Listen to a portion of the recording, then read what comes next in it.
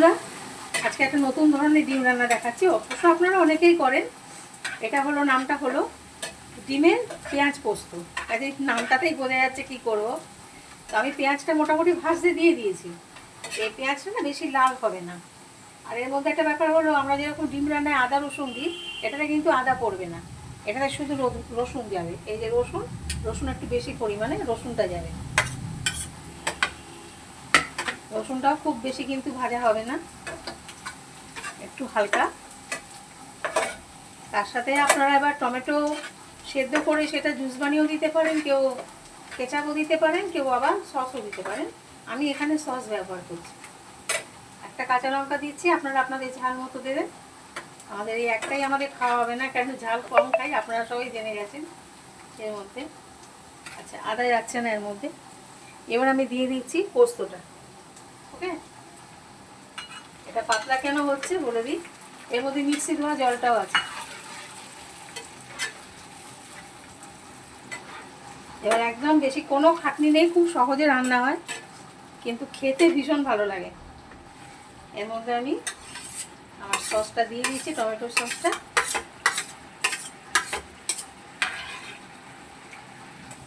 এবার যেরকম নুন হলুদ সেটাও একটু দেবো।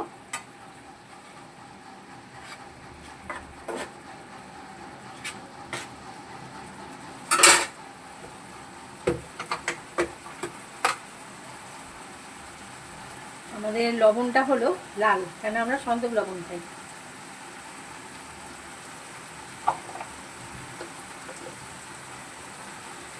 অল্প একটু চিনি,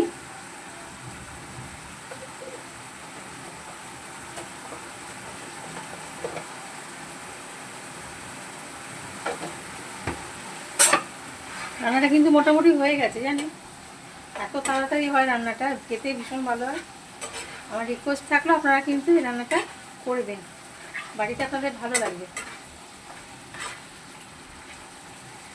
এবার আমি ডিমটা দিয়ে দিচ্ছি। পোস্ত তো এমনি মোটামুটি 99% মানুষ ভালোবাসে পোস্ত। এখানে সেদ্ধ ডিম আর পোচ করা ডিম কেন আছে কারণ সেদ্ধ ডিমটা মা খেতে ভালোবাসে, আর পোচ করে ডিমটা যে কারি গ্রেভি যেটা হয় ওটা আমার ভালো লাগে পোচ করে করা। ওই জন্য দুরকমভাবেই রয়েছে ডিমটা, আপনারা আপনাদের মতন করে করবেন। হ্যাঁ, ভালো কথা মনে করিয়ে দিয়েছি। তাহলে ভাবে যে কী হলো, দু রকমের কেন। আচ্ছা, লঙ্কা গুঁড়োটা দেবো আমি।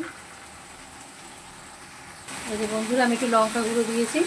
অবশ্যই এটা কাশ্মীরি রেড চিলি পাউডার, আমরা ওটাই খাই।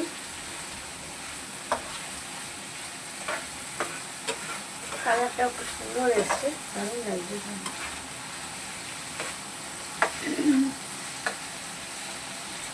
এর মধ্যে তেলটা একটু বেশি যাবে, কিন্তু আমাদের ভিডিওর চক্করে আমাদের প্রচুর তেল খাওয়া হয়ে যাচ্ছে, মানে তেলটা একটু বেশি হয়ে যাচ্ছে।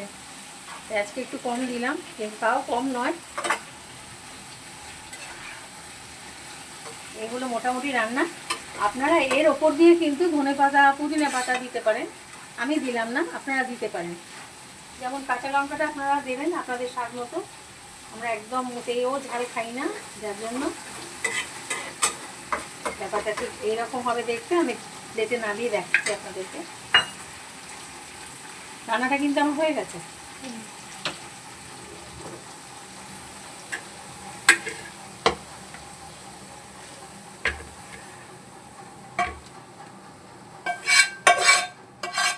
এটা ভাত পোলাও দিয়েও ভালো লাগবে, আবার রুটি দিয়েও ভালো লাগবে, সবেতেই ভালো লাগবে এটা খেতে।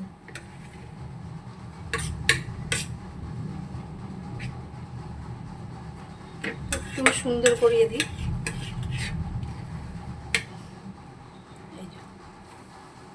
পোচটার মধ্যেও খুব সুন্দর মশলা ঢোকে বলে আমার মেয়ে ওটা বেশি পছন্দ করে।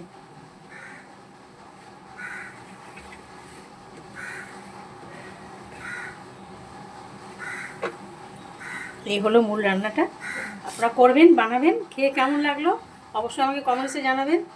রান্নাটা কিন্তু খুব ভালো লাগে খেতে, ভাত রুটি যে কোনো কিছুর সাথে খেতে পারেন। চিনি নুন লঙ্কা এটা তো আপনাদের স্বাদ মতো। তাহলে আজকে রান্নাটা এই পর্যন্ত।